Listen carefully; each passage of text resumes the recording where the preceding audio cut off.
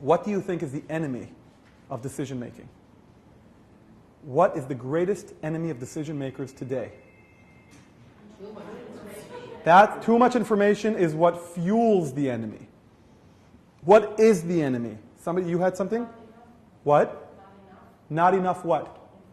No, too much information is what my enemy that I'm talking about grows powerful when there's more information. What? Indecision is the outcome. When the enemy wins, you're stuck with indecision. Easy access to information? No. There's actually better access to information today than fast and easy, faster than ever before, and that's part of the problem sometimes. I don't need more information. Yes? Not enough first-hand knowledge? Nope. Not enough first-hand experience will help decision makers. Yes, if they have more experience, it will help them. But that's not the enemy I'm talking about. Bad information? No. Clarity? What's clarity? Clarity, but clear, concise, makes sense, understandable. That fuels the enemy. Fuels the enemy. My enemy grows bigger and stronger based on everything you're saying. The number one enemy of decision makers in today's world is uncertainty.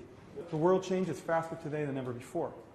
We live in a world where basic paradigms that we live by change every 5 to 10 years. You need to understand, before the age that we live in now, hundreds of generations lived under one paradigm.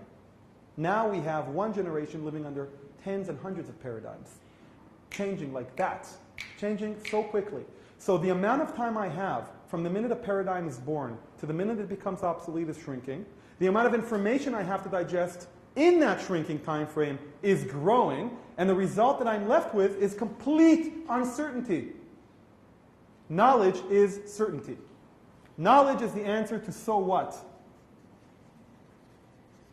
Now when we go to our bosses or we go to a client and we have a presentation, it's like, hi, so let's begin with slide 1 out of 417, and let's begin.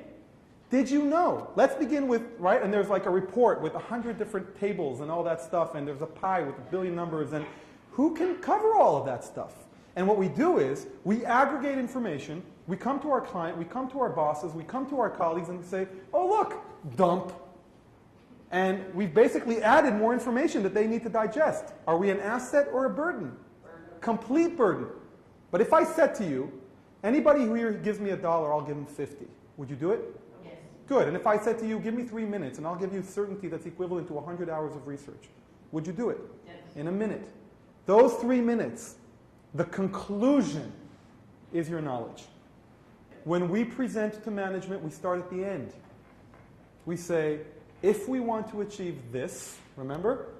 If we want to achieve this, our research demonstrates that we need to do that. Now, we've also mapped 2 other alternatives that we've decided not to go with, but we can review if you'd like.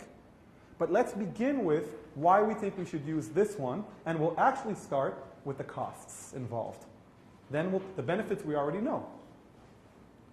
Now let's show you the information that supports the assumptions that led to this conclusion. But you always have to have the knowledge. If you don't have the knowledge, do not speak. Nobody needs more information. I will never forget the first time I used the search engine. Found 5,000 sites in 0.3 seconds. I was like, wow, that's incredible. Found 20,000 sites. Wow. Found 1 million. Wow. Found 10 million. Oh my God. What is Google looking at today? What are they doing? They're trying to personalize the search. It's no longer about adding sites. It's about finding the needle in the haystack. This is the needle in the haystack of the information. Remember though, information is still one of the 10 important ones. I'm not saying information is not important. Very important.